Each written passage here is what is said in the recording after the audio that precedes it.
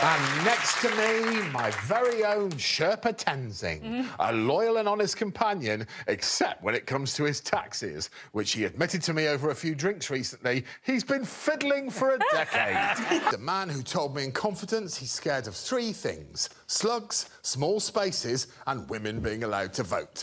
Next to me, a man who, on a night out, recently confided in me about his theory that strength of regional accent is directly related to lack of intelligence. Don't shoot the messenger. That he thinks that the refuse team that collect his bins every week are stupid and don't deserve to be paid. The first time he achieved an erection was whilst watching Ross Kemp play Grant Mitchell in a particularly tense scene with his on-screen brother Phil. A man who once told me in private that he doesn't really like women because he thinks they've got a bit too chopsy of late. Okay, well, I apologise that in the private conversation that didn't happen, I called all women chopsy. I also don't know what chopsy means. You told me it meant unnecessarily talkative. And sitting next to me, a man who confided in me that he sometimes deliberately revs his engine in traffic because it makes him feel like he's in charge of all women. That he doesn't think the NHS is very good and that some nurses are lazy. That he hasn't bought car tax or insurance since the 90s because he thinks it's an example of big government. He considered Welsh people to only be suited to menial work. That having a woman pilot an aeroplane is like putting a squirrel in charge of the peanut farm. That he thinks the Pride movement has got a bit out of hand. And next to me, a man who told me he doesn't know much about politics, but he thinks that poor people should stop moaning and pull their flipping fingers out. A man who admitted to me that he photocopied an elderly relative's blue parking badge so that he could enjoy the Hollywood spaces near the entrance to Tesco. He thinks that former heavyweight world champion boxer Anthony Joshua lost his title because of cowardice. And I quote, "If I ever meet him at a TV event, I'm going to teach that pussy to dance." If he sees the pilot of any plane he boards is a woman, he immediately leaves.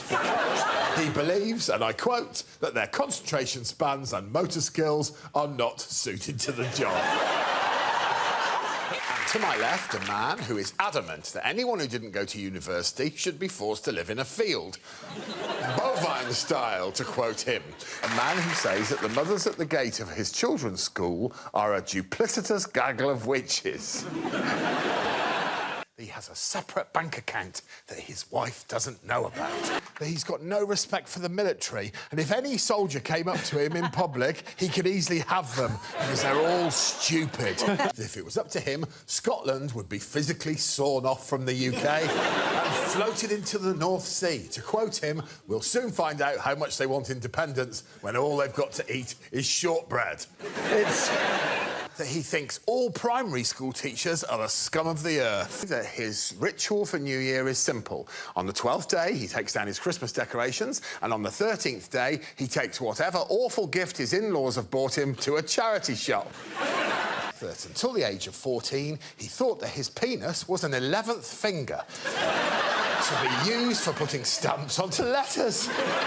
When his wife shouts at him, he whispers, "Get lost," under his breath. That he believes climate change is a hoax propagated by, and I quote, "liberal pussies who don't know how to party."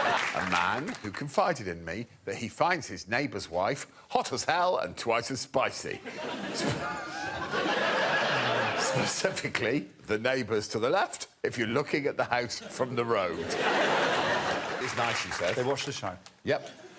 You said you like it when she puts the washing out. Whether he'll succeed in bringing back the patriarchy, only time will tell. A man who once drunkenly told me that when it comes to childcare, he doesn't think his wife Rachel pulls her weight. You used her name. He did use her name. He's got to go home to her. And he's still laughing. Oh. Chuckling away. Oh, knowing Rachel as I do, it really pleased me, that one. And next to me, a man who cries every time he watches Free Willy and who freezes Willy every time he cries.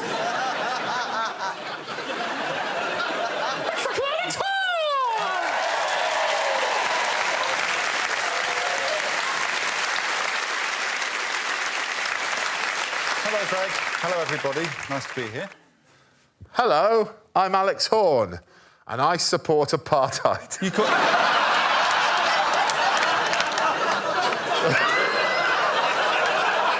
Should we... crack on, shall we? Hey, it was going to come out eventually, mate.